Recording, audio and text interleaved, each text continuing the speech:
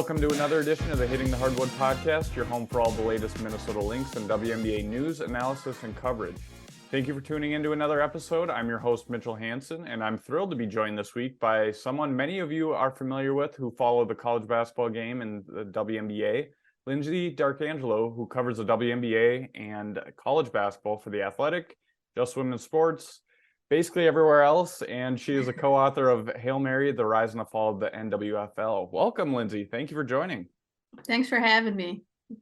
Before we dive into things, let's start by just kind of giving people an idea where they can find all of your work. I said, like I mentioned, you're kind of everywhere, but tell people where they can follow your work, where they can follow you on social media and kind of everywhere else.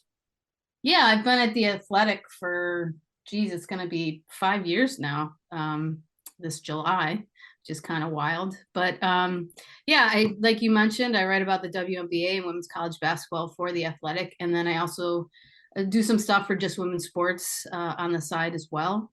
And yeah, and basically I tweet a lot about women's basketball all the time, actually. To follow your coverage and the coverage that you give, not only the WNBA, but women's basketball in general. So it's a lot of great stuff, and thank you for your hard work and all that you do. Oh, I appreciate that. You know, it's nice to have that validation when you hear that sometimes. So thank you. Yeah.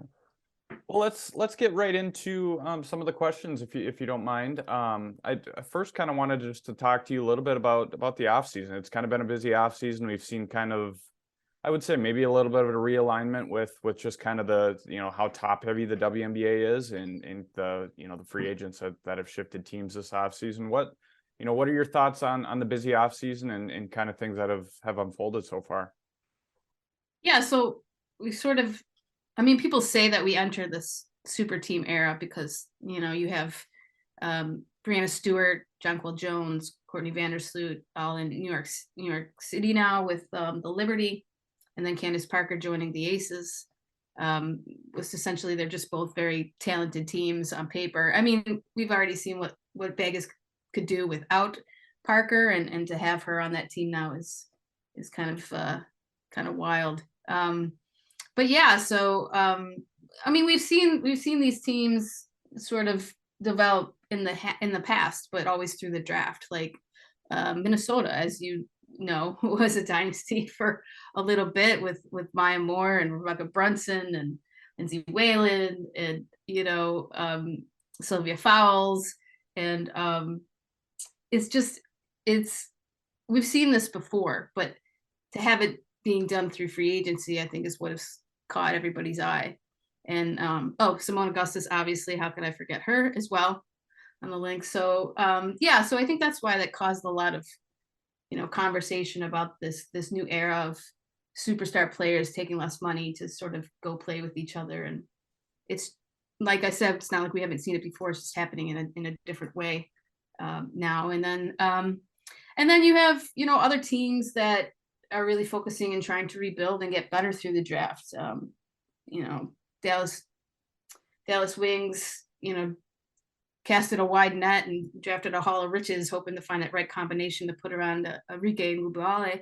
And then Indiana, with the first overall pick, Leah Boston, trying to just capitalize on their draft class from last season. So yeah, and then you have these other teams that sort of just held back and maybe didn't need to do anything, and because of what they already have, like the Washington Mystics. So there was some movement, and I think it was a fun kind of frenetic free agency, like it's been in the past few years now, since the new CBA allowed for more player autonomy in that way. And it'll be interesting to see how it all comes together.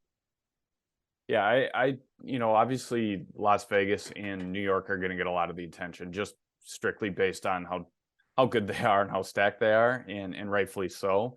And it's also the most recent thing we've seen. So they're obviously going to be on the forefront of everything. But in past episode or past podcasts, I've even talked to a few guests that, we have always talk about Washington. Washington's kind of I don't want to say they're sneaky because they're always there, but they're kind of like a little bit of an under the radar team this year. And I think a team that could, could put up a good fight with some of those top two teams and be right there at the end of the year. Do you kind of agree with that as well? I completely agree. In fact, they're my dark horse team for this season. They're totally being forgotten about. And when you have a healthy Atlanta Deladon who says she's fully healthy and is going to play the whole season, that changes the whole dynamic because they have a really good starting five and a good bench. They didn't need to do much in free agency. They didn't even need to add much in the draft, and they have a solid team. And I think they're sort of being forgotten about in this conversation.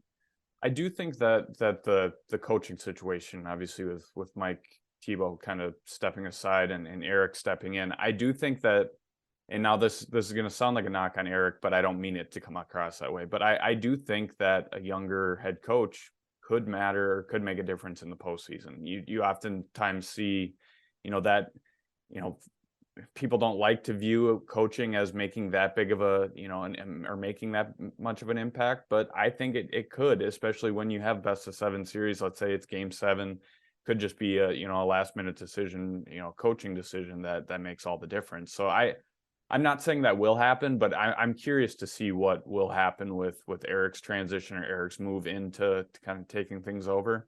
And I do think that that's where maybe the other two teams, or those top two teams that we did mention, they kind of maybe have a little bit of the upper hand right now, along with the other talent that they have. Yeah, that's definitely a good point to make and one to keep an eye on. But I also think Mike's still going to have a hand. He's still going to have Eric's ear. And in-game decisions aside, I think there's still going to be some tutelage going on there and some guidance when need be. What this kind of leads into my next question, and we kind of already talked about it a little bit, but what are your thoughts on the overall layout and kind of the structure of the league? Do you think it's going to be kind of maybe in like years past where we have those 3-4 teams atop the league, and then basically everybody after that's just kind of a game apart from each other and kind of pretty even? Or what do you think will be kind of the layout of the league this year? I mean, we could see that play out. Last year, it was the Aces and the Chicago Sky and Connecticut Sun that were sort of the top echelon, and then Seattle and Washington, and then there was a drop off, right? We could see that this year. This is the thing, is with this season, like you have these good teams on paper, but how's it going to go? How's it going to work out on the court? Because there's always an adjustment period. There's always a chemistry issue that plays itself out in some way, shape, or form. How long that'll last remains to be seen, or they could just come out and click right away. So we kind of got to wait and see. And then you have these younger teams, like, will Dallas finally figure out a roster that makes sense and a rotation that makes sense? Because that's been their issue for the past 3 or 4 seasons since Eureka got there. And then Indiana, what kind of step are they going to take this season? How's their growth going to go? And then even with Minnesota, what are they going to look like without Sylvia and Nafisa Collier kind of taking the reins as the leader in the face of that team?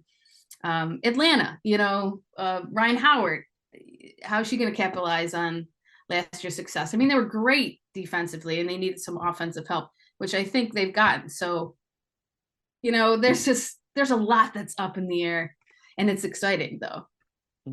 I do think that, and I agree with you that it will be maybe more so than in past years interesting to see how those first weeks and months kind of unfold, or weeks and maybe just the first month. Because I do, even with the top teams, I think, like that's where I think Las Vegas has the upper hand. Now, granted, they did add a few pieces. Candace Parker, as you mentioned, is obviously a key one. That will take some time, I think, to mesh, but that's where I think they have the upper hand over a New York right away, is that New York has basically a brand new team and a brand new starting five, and it's going to take some time. They're familiar with each other, but it still takes time to mesh and become that championship caliber team. So I do agree that even from the top down, it's going to take some time for either rookies or young prospects to establish, or the veterans to kind of mesh together, which makes things very interesting. One thing that outside of kind of what we just talked about of not really knowing what to expect and kind of keeping an eye on that, how teams, mesh together at the start of the year. What's one thing that you're going to be watching at the start of the year? Yeah, I guess if you could put your finger on one thing, what's one thing that you're most interested in, whether it's preseason or even at the start of the season? I mean, I actually have a handful of things. That first and foremost is Brittany Griner's return to the court. I really do think with what she's been through, and so thankful that she's back, and she seems to be adjusting really well.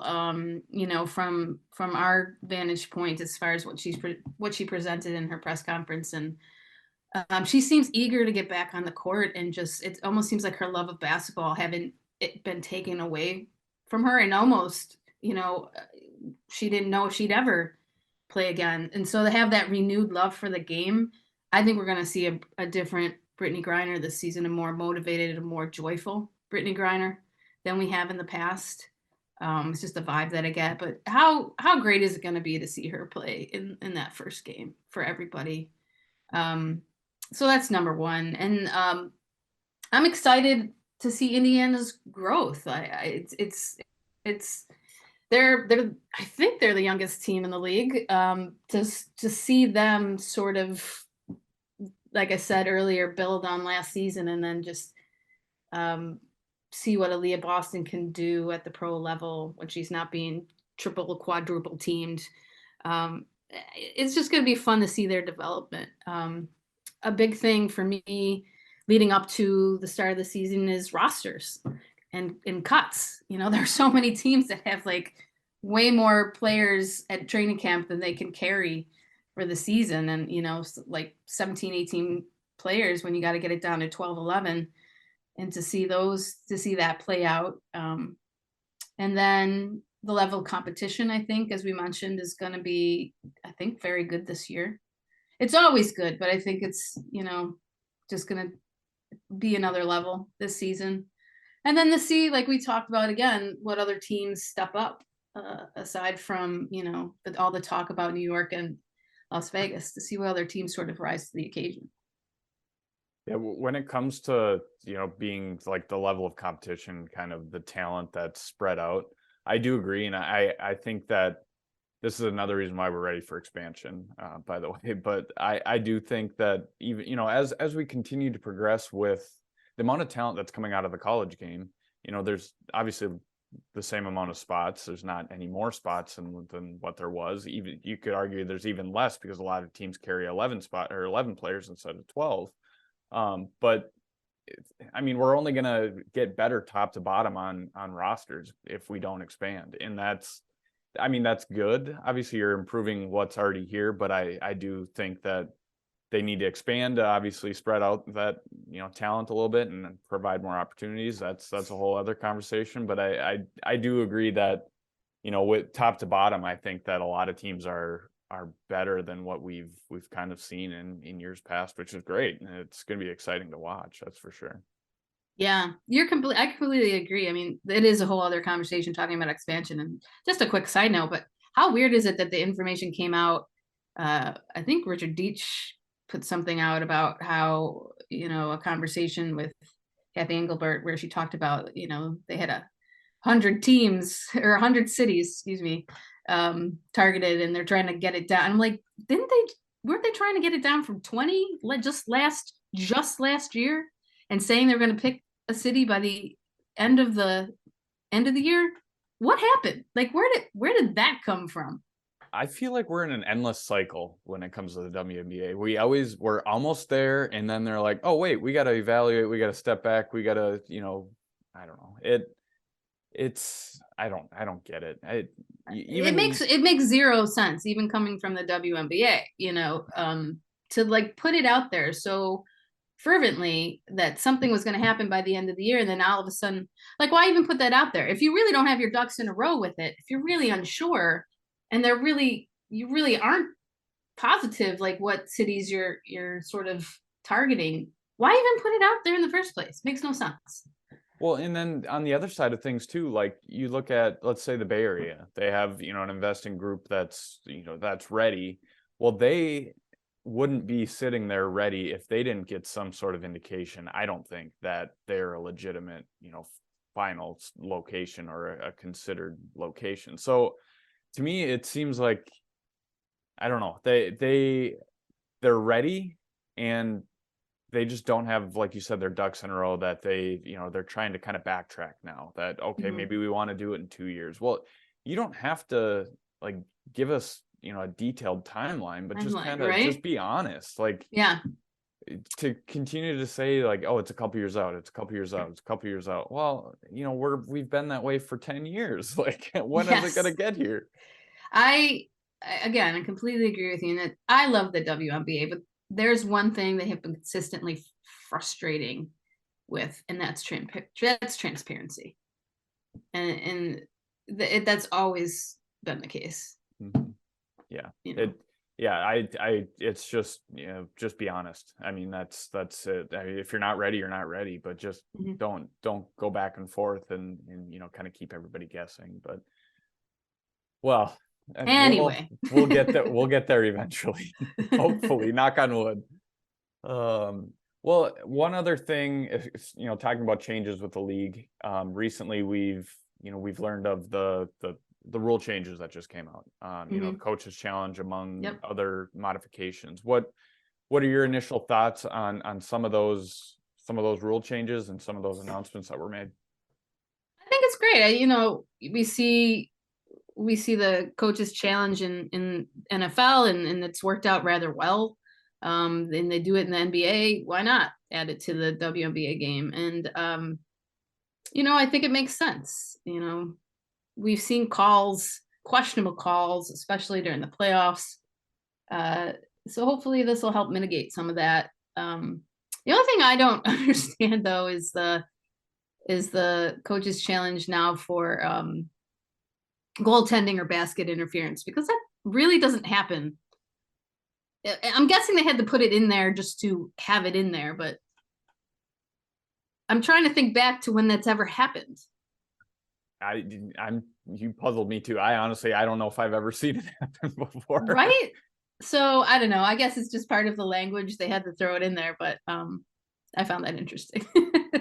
How about the coaches challenge, giving the WNBA officials more opportunity and longer opportunity to go review calls? uh, People that follow me on Twitter know that I always complain about this, that it literally takes like a half hour for every review to take place in the WNBA. and that's true. And maybe there should be a time limit. I understand they want to get it right, but you should, if it starts to lead on like 5 minutes or so, you're getting into territory where it's like you're totally, whatever momentum, whoever had it, it's being killed. Right. You know what I mean? Yeah. I do think with ultimately the end goal, and this is why they make rule changes, because you take a step back and reevaluate things. But I think the end goal is to obviously not only improve the product, but just make sure they're getting calls right. And Mhm. at the end of the day, I think that that's an important thing. That's why they have challenges in basically every other sport: baseball, football. The NBA even has, obviously, the coaches challenge now. So I do think it's a good thing. And now it should have, and it does, its limitations and its rules within the rule. But I do think that, specifically with that coaches challenge, I think that that's, it's something that'll help the game, and it'll kind of make things a little bit more interesting too. Teams can save that to, save it for the end of the game, and make sure a call gets right. That could maybe change the outcome of the game. Yeah, and I do think the committee that does this, that gets together and evaluates the season and then makes these changes, really heard a lot about the reffing, some of the questionable calls and things that were made throughout the playoffs, even during the season. So yeah, like you said, hopefully this will help mitigate some of that. And I do think it adds another layer of interest to fans. Just kind of, I don't know if you want to say, make them more involved, or kind of make, have an input on things, or whatever. But I think it does add a little bit of interest, that it also brings the WNBA back up to the forefront when they announce changes. People are talking about it, which is great.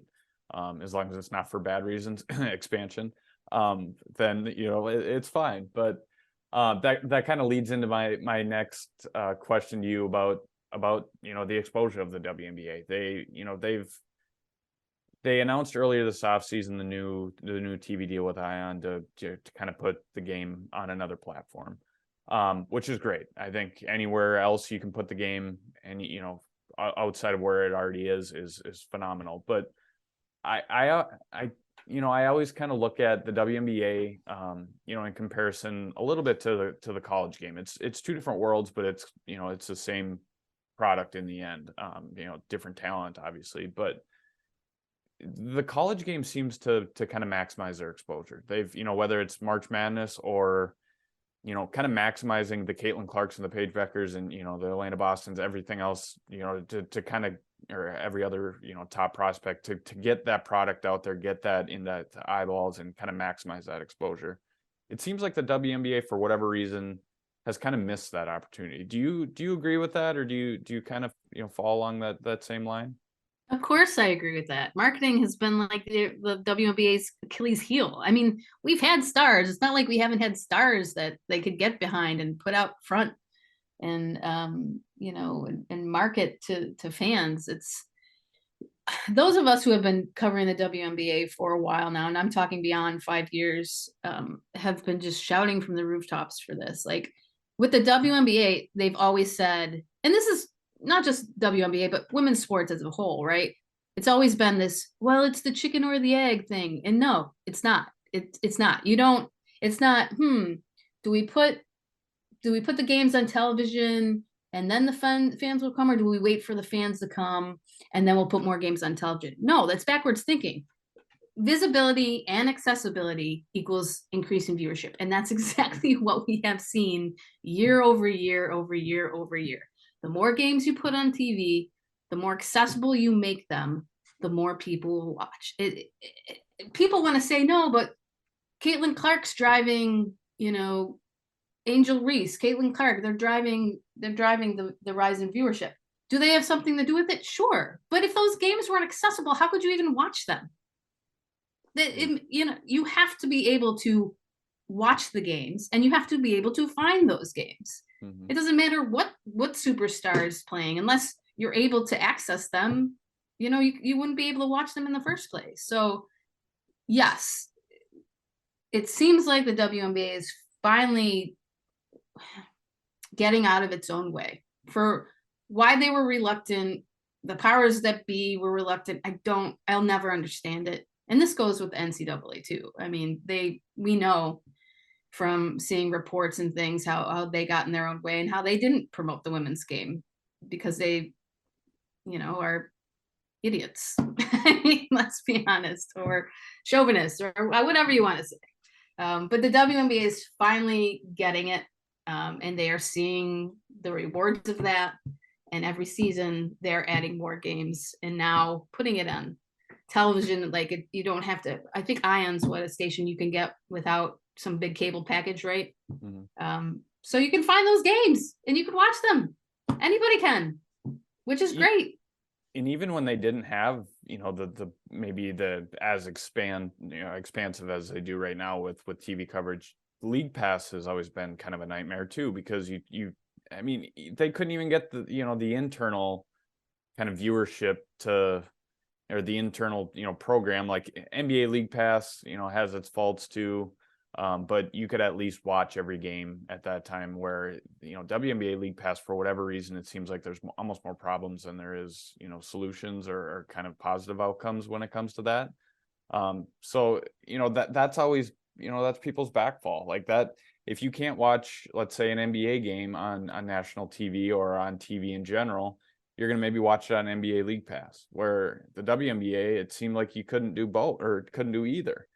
Or they just weren't showing it on League Pass, and it also wasn't on national television. So I agree with the points you all made, and I feel like what the college game is doing right now, the WNBA should have done years ago, and I think that they are trying to kind of fill that gap now, which is great, and better late than never. But it should have happened a while ago. But should have happened a while ago. It's not like the league hasn't had stars to help drive viewership, or rivalries for that matter. I mean, there was a time when Minnesota and Los Angeles were, that's one of the best rivalries in the history of the league when it was at its height. It was there. It was all there for the taking. Right. And you look at like a player like Sabrina Ionescu or even, Caitlin Clark and Paige Beckers right now, the hype that they either have or had in the college game. So let's look at Sabrina, for instance. The hype that she had in the college game. Now she still gets hype in the WNBA, but not as, maybe on the national level like she did at the college game. So you look at it, it's like, okay, what's the reasoning for that? Well, people were noticing her. That's for one. She was kind of rising onto the scene.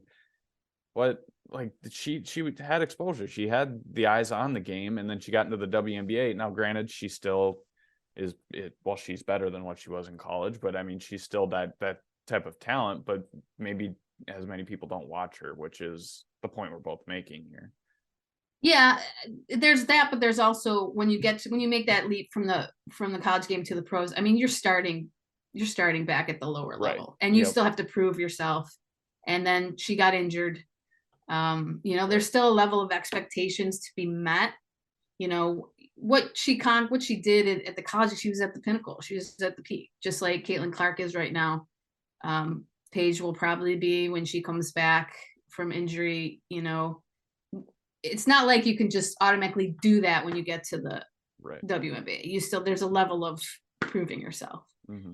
But her aside, again, there's plenty of stars and incredible players who have been in the league for some time who do that night in and night out that you can get behind.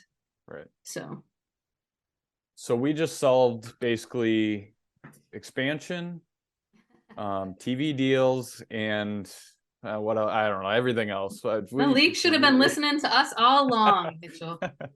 All along. Well, let's shift a little bit to, since we do talk a lot of Lynx on this podcast, let's shift to a little bit of Lynx specific talk. What are your thoughts on the offseason so far? I think a lot of the common thing that I've heard, from a lot of people is it's kind of been a disappointing offseason. Now they did get some good talent in the draft, and I think they really did have a good draft, but overall it's kind of been maybe a little bit of a disappointing offseason, maybe not internally, but for people with high hopes externally. What are your thoughts on what Minnesota's done so far and how they look right now? Yeah, I think they sort of swung and missed in free agency. Maybe just couldn't pull the players that they needed to or wanted to, for that matter. But I like what they did in the draft, and I think they got better where they needed to get better in the draft. Dorca's a great fit. With the loss of Sylvia, you need rebounding help. I have her as one of my draft steals, actually. I did a draft steals article for The Athletic right after the draft, and she was one of my picks. Diamond Miller has all the tools to excel at the pro level, in my opinion. Having Nafisa Collier back to form is going to be huge, and by all accounts, she's ready to take over this team. So again, you look at the roster, right, and there's going to be some hard cuts to be made. I mean, there's a lot of players on this roster. Natalie Anchon was out though with I believe she's pregnant, correct? Mm-hmm. Yes. Yeah. And then so you have some decisions to make, and hopefully Cheryl Reeve will get the right players in the right places that she needs, and when she whittles down this roster, and the Lynx will come out and have a better season than they did last season. They sort of fizzled out at the end there in a big way. So not really sure what the disconnect was, but I think things could go a different way in a positive direction, for sure. I do think, and I've said this on various previous podcasts, but I think that for the first time ever, Minnesota's wide open. Everybody outside of Nafisa Collier is under consideration right now, and I think that for a team that's in rebuild mode, that's the best possible outlook to have, or kind of mindset to have.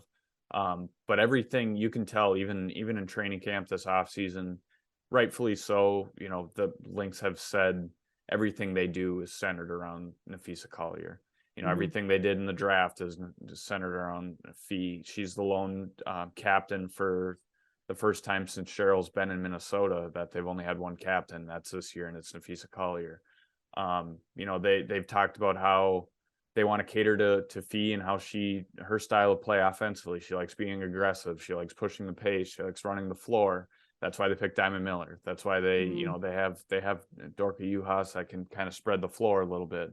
And, Fee is kind of talked a little bit too about how, this is like the first time in the WNBA she's played this style. Minnesota's always been a little bit, slower. They've been, working the inside. They've had Sill, since Fee came into the league. So it's been a bit of an adjustment for her. So this year more than ever, they're very open-minded, I think. And I think that, like I said, it's a good place to be in. And more often than not, you do have those teams that maybe come in with low expectations like Minnesota has, and they just play free, and they have those young players. And I don't want to say they don't know better, but sometimes they don't know better, and that's good. That's a good thing. But they do have some hard decisions to make though at the same time, and I don't know. It's going to be interesting to see how the preseason unfolds and just kind of what they do with this roster, because it's a very weird layout of a roster right now. They're very wing heavy. They're very they're forward heavy.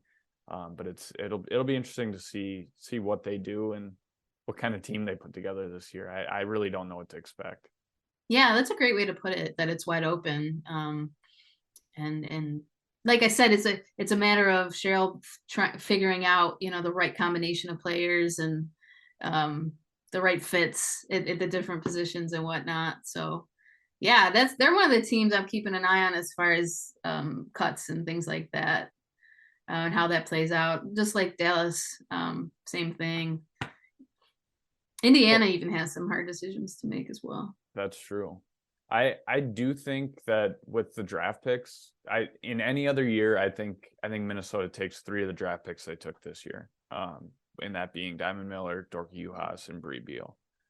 I don't think that Bree is going to have a spot this year. I do think Cheryl really likes her. I just really don't. They don't have any room to keep her. Yes, I'm sorry. Sorry to cut you off. People were asking why I didn't put her in my draft steals.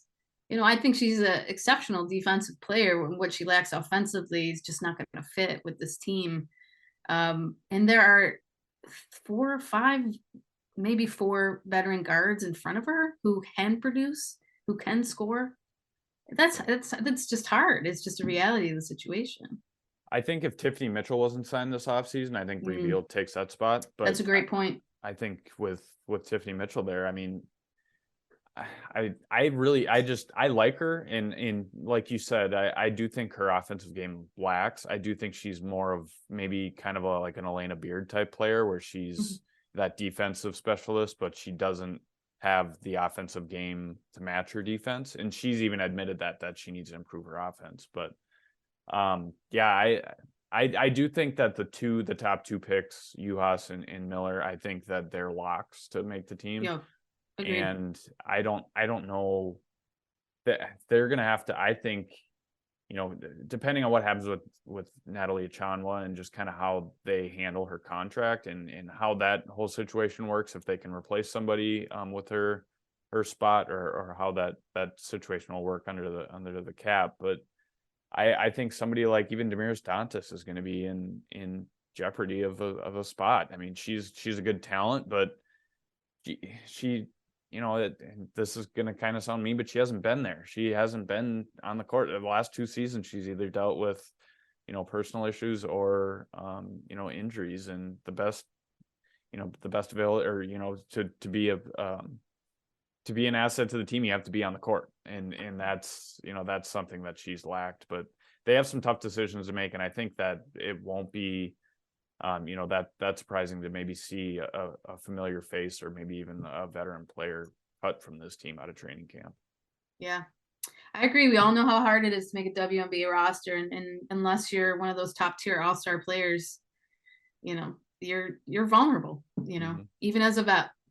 Right. And there's 11, 12 spots, and you got to make the most out of those 11, 12 spots, because injuries happen, as we all know, and there's not a lot of room to kind of give people chances, which is unfortunate. But you got to go with the proven commodity. And Yeah, that once we get that expansion we talked about, then we won't have to deal with that too much. Well, at the end of each podcast, or as we're kind of winding down, I've asked a few people just kind of some random like quick hitter questions. So I was going to run a few by you. The first one is what is your bold prediction for 2023? If you could, one or maybe even a couple predictions. My bold prediction. I don't know how bold this is, but I feel like this is the year Brittany Griner gets the MVP award. I don't know. I just got a feeling that she's just totally rejuvenated and will have a completely different view, outlook, whatever you want to call it, of basketball, and just really, I could just see her just really enjoying it, and really just when she has fun, when she's out there and she's having fun, and she just can do things that a lot of other players can't. And she's been close. This might be her season. She was close last year, I believe. Or not last year, sorry, the year before. Another bold prediction, perhaps, that New York and Las Vegas aren't just going to run away with the title. You think Washington? Another prediction. They're my dark horse team. I think Washington is in play. I really do. I agree with you. I really like Washington. Like you said, a healthy Elena Delle Donne, I think, will go a long way. And selfishly, I want to see that because I want to see a fully healthy EDD, and I think. Oh yes, it's so good for the game. It's so good for fans. It's so good for the game. Agreed. Yeah. Who do you think is your title favorite, or I guess what team is your title favorite right now? I mean, if I had to do just a 1, 2, 3, off the cuff, with what we know now at this point, right here on May 4th, Las Vegas. I mean, they won it last year, and you always have to go. They didn't. There was no drop off, so you have to go with the team. They lost D'Arcangelo, but obviously they got Candace Parker. So to me, I don't believe they lost anything. So you have to put them at the top. And then I think New York and Washington are there. New York, again, we have to see how that plays out, but just going from what we know now and with the talent they have. Mm-hmm. This one's kind of off the cuff. I just kind of thought of this right now, but everybody has that one favorite memory of covering, whether it's WNBA, sports, women's basketball, anything. Everybody has that one favorite memory. Do you have a favorite memory, whether it's, running into somebody, your favorite interview you've had, maybe favorite, game or memory that you've had during a season? Is there one thing in particular that comes to mind? I'd have to go with two things. The first being a few years back, I wrote a story about Sue Bird and Diana Taurasi's friendship, and I got to talk with them both and just hear some inside stories of their time at UConn and how they met and their lifelong friendship. It's one of my favorite things I've ever written. And then I went back when I was freelancing for other publications. I wrote a feature profile on Doris Burke for Deadspin, the old Deadspin. And it remains my favorite interview of all time. I got to sit with her in Cleveland face to face the day of it was during the NBA finals. And it was the day before a game. We met in the morning and had just had coffee right there at the arena and talked. And she's one of the coolest, most genuine, realist people I've ever met, honest. And it was just so great to sit and talk with her about her life and how she got to the point where she is now in her career. And she's such a trailblazer. I could go on, but yes. If I could sit in a room with three people in the game of, around basketball, I would say probably those three people are near the top of my list. Doris Burke, Sue Bird, Diana Taurasi. Give me all three of them and I could die a happy person. That would be awesome. right? They're just Yes. their personalities, and like you said, they all just kind of seem like just genuine people. They're all competitors, and they fight for what they want, what they work for, but they're still good people off the court too. Well, and the interesting part of that is I grew up watching Taurasi play. I was a huge UConn fan when I was Mhm. younger. Um, Rebecca Lobo, back when they upset Tennessee and then carried on when Sue Bird got there and then Diana. So I did that. I mean, I watched them for years and was a huge Diana Taurasi fan. So to get to the point where I get to actually talk with her and write about her and cover her is surreal sometimes. And then the same thing could be said about Doris. Have been a longtime fan, looked up to her, and so to get that one-on-one FaceTime with her was pretty amazing. Mhm. It's one of those pinch me moments where you're kind of sitting there and you're just like, is Yeah. this person really sitting in front of me, or am I really talking to Yeah. this person right Am now? I actually writing this? Like, is this Right, my job now? Like, this right, is it's been an incredible ride. yeah. Well, Lyndsey, that's really all I have for you. I really do appreciate you joining the podcast this week, and for kind of putting up with me for the last I don't know, half hour, 45 minutes, whatever it's been. It's But my pleasure. it's been a blast having you on. If you could tell maybe people one more time where they could follow you and kind of where they can see your work. Yeah, you can check out my work at The Athletic and Just Women's Sports, and find me on Twitter at D'Arcangelo21. Perfect. Well, thank you, Lyndsey. Like I said, I appreciate all your coverage that you have provided and you'll continue to provide. And I know I speak for all the listeners that will definitely be following along this season. It should be a fun year. Yeah, I'm looking forward to it, and always happy to chat about women's basketball with you, Mitchell. Well, thank you again. We'll do it again soon, and we'll talk to you soon. Sounds good. Thank you for tuning into another episode of the Hitting the Hardwood podcast. And once again, thank you to Lyndsey for joining me as a guest this week. Always great chatting basketball with Lyndsey, and appreciate all of her work that she does to not only provide great coverage for women's basketball in general, but the WNBA, the college game. And it's always great to talk to Lyndsey about just the WNBA, the landscape of the WNBA, the Lynx, and everything in between. So thanks again to Lyndsey for joining this week. Also want to give a shout out to Jeremy Rushing, as we do every week, for producing this podcast for me every week. And also want to give a shout out to our newest patron of the Hitting the Hardwood Patreon community, Brett. Thank you, Brett, for joining and for your support of the Hitting the Hardwood podcast and the Hitting the Hardwood brand. If you would like to support the podcast, please visit patreon.com/hitting the hardwood to receive exclusive perks and much more as part of our Patreon community. The latest Patreon exclusive offering that I've given the patrons is my early training camp thoughts as we're wrapping up the first week of training camp, and my early roster projections. I kind of break down the roster as far as who I think will be a part of the final 11 players. So if you want that content, that bonus content, and much more, please join our Patreon community and sign up by visiting patreon.com/hitting the hardwood. Also want to give out a shout out to our partners at Hitting the Hardwood. I'm really excited to be sharing with you our two partnerships that we have, one with Homage and one with Better Edge. Better Edge is our most recent partnership that we had announced here at Hitting the Hardwood. Homage is a clothing site that offers a variety of vintage merchandise through a collection of WNBA and Lynx gear. Each portion of the Lynx gear and the WNBA gear that you can find on our social media platforms. Each item that you purchase will come back to support Hitting the Hardwood, so we appreciate you going to check them out and getting a lot of their great gear.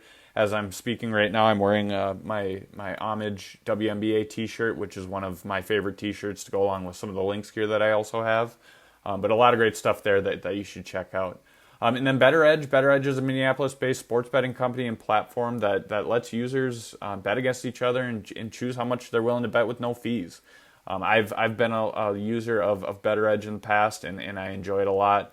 I'll continue to do it this year. Bet on various sports, WNBA included. And you can visit betteredge.com. That's BETTOR edge.com/links.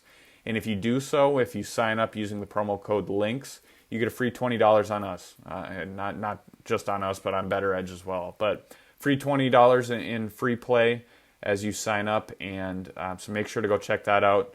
That's once again betteredge.com/links, and that is BETTOR edge.com. So once again, thank you for joining this week. We look forward to another week of training camp in the preseason, and we are getting closer to the WNBA season. We are just a few weeks away from the start of the regular season. So until then, we'll see you again next week.